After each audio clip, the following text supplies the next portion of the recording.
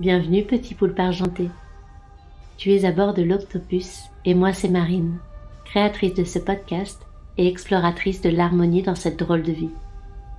Passionnée par l'humain, j'aime réfléchir, agir et faire des liens pour son bien-être et celui de la planète.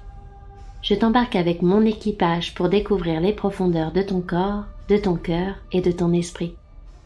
Ensemble, nous allons naviguer à travers des médecines, des thérapies et des sujets engagés pour une santé holistique. Et pour en savoir plus, je t'invite à écouter la toute première chronique. Alors c'est parti, mettons les voiles pour devenir acteurs de notre bonheur. Ah, et dernier message avant de prendre le large. The Octopus a besoin de tes tentacules pour continuer son voyage. Alors si tu apprécies ce podcast, merci de le suivre sur les réseaux sociaux, de t'abonner sur ta plateforme préférée, mais aussi d'offrir des étoiles ou des commentaires sur Apple Podcast. Belle et douce traversée.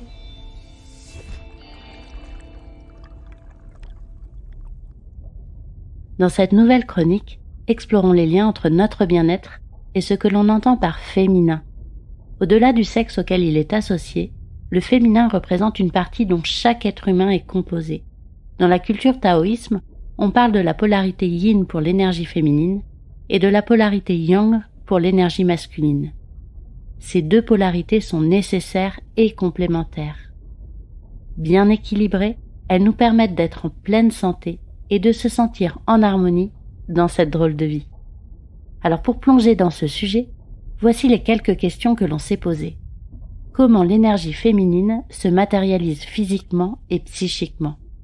Pourquoi est-il important de l'écouter et d'écouter les cycles auxquels le féminin est relié? Et en quoi ces cycles peuvent nous aider pour notre bien-être, mais aussi pour celui de la planète? Je vous propose de continuer l'exploration de ces questions avec nos poulpettes préférées. Marie-France Faré, naturopathe et auteure de nombreux ouvrages sur l'alimentation.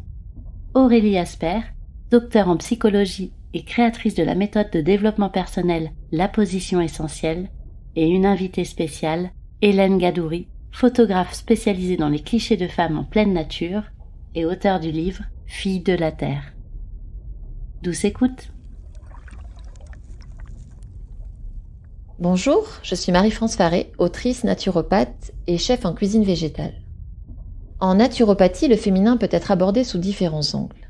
Et aujourd'hui, dans ce podcast, j'ai choisi de me pencher sur notre cycle, et plus particulièrement sur nos lunes ou nos règles. Chaque mois, même lorsqu'elles prennent des contraceptifs, les femmes connaissent des variations hormonales. Certaines les subissent d'ailleurs de plein fouet, tandis que d'autres semblent moins sensibles à ces fluctuations. Car oui, nous ne sommes pas toutes connectées à notre cycle féminin. Cela dépend de notre éducation, de notre rapport au corps et de notre sens de l'observation. Dans son livre « Je kiffe mon cycle » et les programmes en ligne qui en découlent, Gaëlle Baldassari nous explique le véritable fonctionnement du cycle féminin. Et grâce à elle, nous pouvons les vivre avec plus de sérénité et respecter davantage ces fluctuations. Selon elle, notre cycle menstruel est comme une session de surf. Sur les 28 à 38 jours que dure en moyenne un cycle, nous connaissons des périodes où nous bénéficions d'une belle énergie, puis des semaines plus calmes, voire carrément éreintantes. Parfois nous sommes dans le rouleau de la vague, parfois juste allongés sur la planche. Ces changements d'énergie concernent notre corps autant que notre esprit, du moins nos émotions. Grâce à une meilleure connaissance de nos cycles, nous avons la possibilité d'apprendre à surfer sur la vague ou d'attendre sagement sur la planche plutôt que de s'épuiser à contre-courant. Il faudrait donc, en tant que femme, aborder nos journées en accord avec notre cycle et s'écouter davantage. Mais c'est plus facile à dire qu'à faire, car si l'on regarde nos vies professionnelles et familiales, rien n'est malheureusement fait pour respecter ces rythmes. Quand nous avons nos règles, les pertes de sang entraînent une perte d'hémoglobine et de fer. Cela peut engendrer de l'anémie, donc de la fatigue chez de nombreuses femmes déjà anémiées. Les variations d'hormones, notamment la chute d'œstrogène et de progestérone, peuvent provoquer des problèmes digestifs et des nausées, mais aussi des problèmes de peau. Ces chutes hormonales sont aussi responsables, chez de nombreuses femmes, du syndrome prémenstruel. C'est pourquoi certaines femmes se sentent gonflées au niveau des seins, du ventre ou des cuisses, ou sont d'humeur changeante. Tous ces symptômes peuvent être aggravés en cas d'alimentation déséquilibrée ou de stress, par exemple. La sécrétion de cortisol due à un fort stress peut en effet perturber le cycle menstruel. Voici donc quelques conseils alimentaires pour apaiser ces fameux syndromes. Vous pourrez par exemple éviter les aliments pro-inflammatoires comme les graisses saturées, les produits laitiers, le café, les aliments transformés ou le sucre blanc. Dans son assiette, essayez de veiller à avoir un bon apport en oméga 3 en consommant des graines de lin ou de l'huile de chanvre notamment, mais aussi des apports en antioxydants et en micronutriments. N'hésitez pas à consommer des fruits et des légumes bio de saison, mais aussi des céréales complètes, des protéines végétales comme les haricots rouges ou les pois chiches. Et bien entendu, n'oubliez pas les aliments riches en fer, comme les légumes à feuilles vertes, les légumineuses, les céréales complètes, les abricots et les figues séchées, mais aussi la spiruline. En parallèle, si vous êtes sujette au stress, n'oubliez pas d'écouter notre podcast qui traite de ce sujet et qui vous apportera des solutions concrètes. Il faut donc voir les règles comme quelque chose d'utile pour nous les femmes. L'utérus est considéré comme un émonctoire secondaire d'ailleurs en naturopathie. C'est une porte de sortie des toxines. Les règles doivent être vues comme quelque chose de positif. Aussi, je ne peux que vous encourager à observer vos cycles, à noter vos états d'âme, vos baisses d'énergie, vos envies et certains changements corporels. Et bien entendu, à lire sur le sujet bien complexe afin d'apprendre à respecter la femme cyclique que vous êtes, comme le livre Lune rouge de Miranda Gray ou Le cycle féminin et contraception naturelle d'Audrey Guillemot.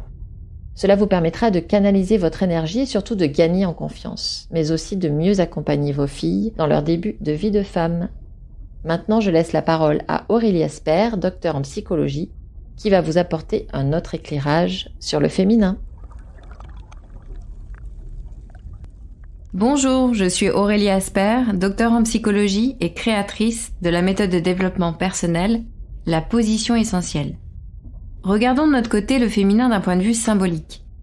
Comme Marine l'a déjà souligné en introduction, les cultures traditionnelles nous rappellent que nous sommes tous et toutes composés de polarités énergétiques complémentaires, qui influencent les différentes dimensions de notre être sur les plans physiques et psychologiques. Dans la position essentielle, j'aime utiliser ce parallèle symbolique du masculin et du féminin en nous pour expliquer que la plupart de nos problèmes proviennent justement de l'opposition de ces deux parties, alors qu'elles sont par nature faites pour s'entendre et se complémenter. Le mental et l'ego qui s'en nourrit représentent notre polarité masculine, nécessaire à nos interactions sociales, extérieures. L'intuition, elle, représente notre polarité féminine, nécessaire à une bonne écoute et connaissance de soi. C'est elle qui nous indique le chemin à suivre selon nos besoins essentiels et non nos conditionnements sociaux. C'est donc elle qui nous intéresse plus particulièrement dans cette chronique. Et notre intuition représente la part féminine en nous, que l'on soit un homme ou une femme. Elle nécessite donc dans un premier temps d'être considérée et valorisée, car elle participe de notre nature profonde.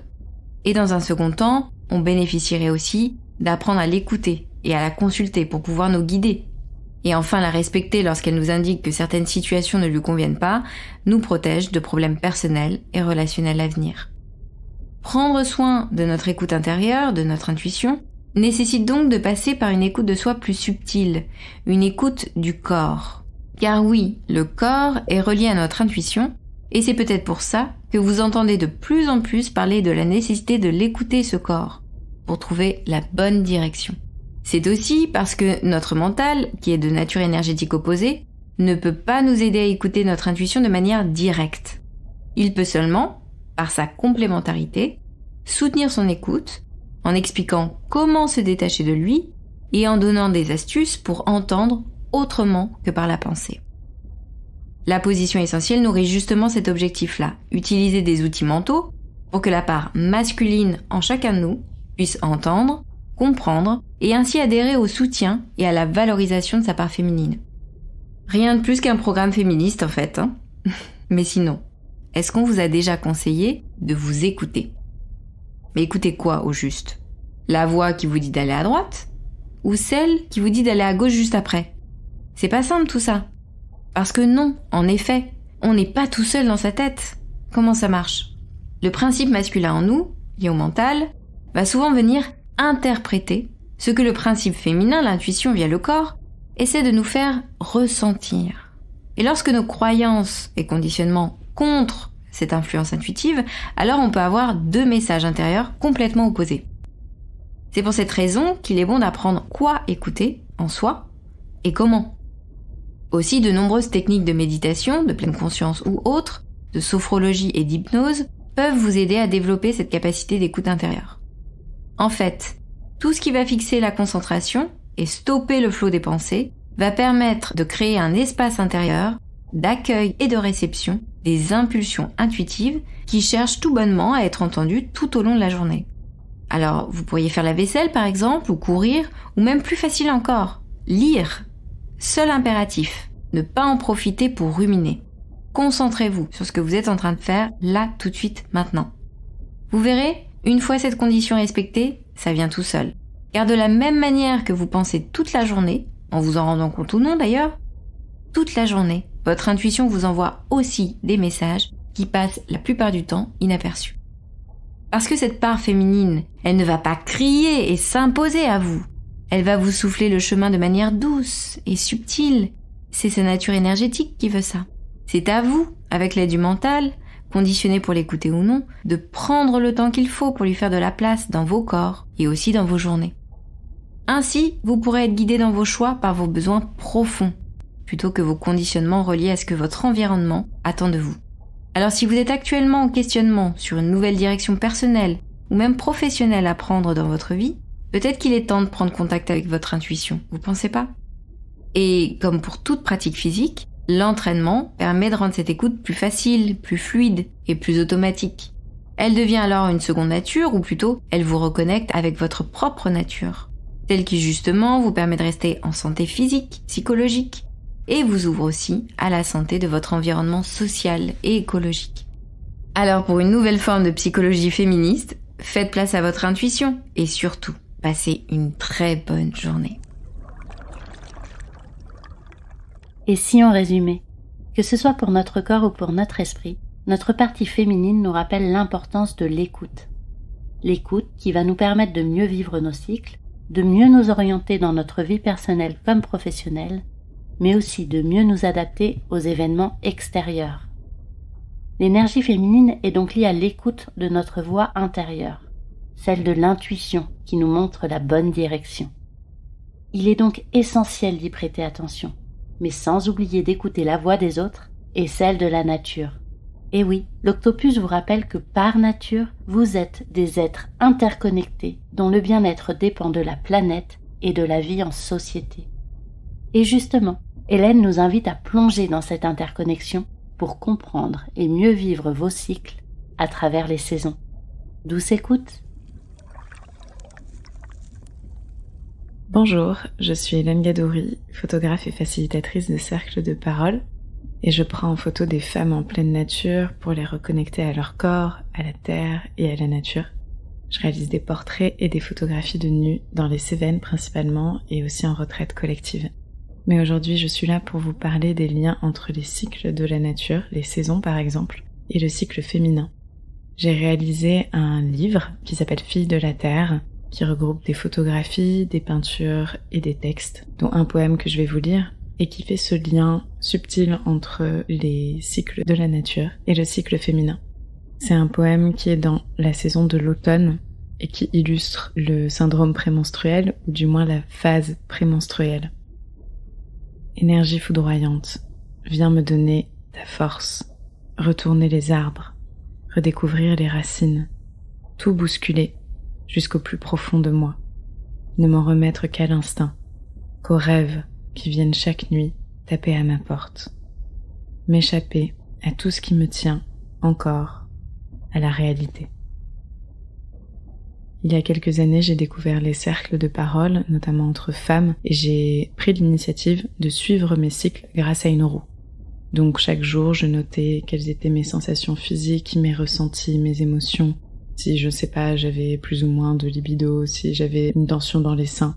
Donc grâce à ce suivi des cycles, j'ai pu vraiment me rendre compte qu'il y avait des choses qui revenaient à certaines périodes, et que par exemple j'avais vraiment un syndrome prémenstruel qui me faisait me remettre en question toute ma vie, à chaque fois, à peu près tous les mois. Donc j'ai pris conscience des schémas répétitifs que je ressentais dans mon cycle féminin, dans mon cycle menstruel, et j'ai commencé à créer autour de ça, à créer autour des 4 archétypes féminins notamment, qui sont reliés au cycle menstruel.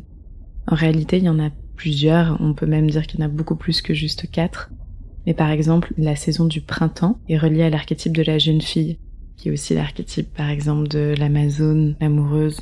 Elle a vraiment cette énergie incroyable et la confiance en la vie à nous apporter. C'est l'après-règle où on a cette envie débordante de bouffer la vie, comme je dis. Cette énergie qui nous donne envie de faire 1001 projets, d'aller vers les autres. C'est une énergie qu'on appelle yang et qui est tournée vers l'extérieur. Donc on va avoir beaucoup d'énergie pour travailler par exemple. Et ensuite vient le temps de l'ovulation, le temps de la mère. C'est une énergie beaucoup plus douce, c'est une énergie yin, mais qui est toujours tournée vers l'extérieur, vers les autres. C'est une énergie du soin, du ralentissement, mais aussi de l'épanouissement, du plaisir, avec son corps aussi, avec sa sensualité. C'est l'été. Ensuite vient l'automne, et à l'automne, c'est le moment de faire le tri, de voir ce qu'on récolte, et aussi de voir ce qu'on ne garde pas. Et c'est l'archétype de l'enchanteresse, de la magicienne aussi. Dans mon livre, je le relie également à l'archétype de l'exilée, car c'est celle qui part, soit de son propre chef, donc quand on n'a pas par exemple de syndrome prémenstruel très fort qui nous challenge dans nos vies, ou alors qui est exilée par les autres. Je le relie beaucoup au syndrome prémenstruel subi. Et cette enchanteresse, si on l'utilise, on peut faire vraiment le tri dans ce qu'on a envie dans nos vies et garder le meilleur pour nous. Vient ensuite l'hiver, et l'hiver c'est vraiment le ralentissement, donc comparé à l'énergie de l'enchanteresse qui cette fois est tournée vers l'intérieur d'elle-même, mais dans une énergie yang, dans le faire. L'énergie de l'hiver c'est une énergie yin tournée vers l'intérieur. C'est l'archétype de la femme sage, de la vieille femme, de la sorcière, qui est plutôt l'archétype des menstruations et des règles. C'est ce moment où la neige tombe, où il n'y a plus rien à faire. C'est le moment de repos, où ce qu'on peut peut-être faire de mieux pour nous, malgré le système qui est très productiviste, c'est se reposer et ne rien faire. Chaque archétype a vraiment quelque chose à nous apprendre. Chaque personnage dans le grand inconscient collectif féminin a quelque chose à nous apporter. C'est intéressant aussi de voir de quel archétype on se sent la plus proche, de quelle saison aussi on se sent la plus proche, pour peut-être venir rééquilibrer des énergies. Enfin, j'avais aussi envie de faire un dernier lien entre le cycle menstruel et les éléments. On peut relier par la roue de médecine. Moi, celle qui me parle le plus, c'est la tradition amérindienne. Mais pour moi, le printemps, c'est l'élément de l'air, c'est le vent, c'est l'aérien. Alors que l'été, c'est l'eau. Je relie l'eau à la mer, à l'ovulation. Pour l'automne, c'est le feu. C'est ce feu qui détruit, mais qui permet aussi de repartir sur de bonnes bases. Et enfin, pour moi, l'hiver, la femme sage, la sorcière, le temps des menstruations, c'est la terre, ce moment où il ne se passe rien en surface. Mais en réalité, la terre contient déjà les graines pour le futur printemps.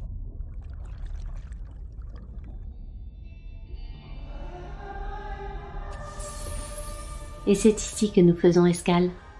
Retrouve le résumé et les intervenants de cet épisode, ainsi que quelques références pour aller plus loin, sur le compte Instagram ou sur le site internet The Octopush. Si tu as aimé l'extrait musical de ce générique, je t'invite à écouter l'artiste Brioche qui prend soin d'apporter douceur et poésie à tes petites ouïes. Et enfin, sache que le montage et l'univers sonore de ce podcast sont en grande partie réalisés par Sophie Lavoyère, créatrice de lumière. À bientôt.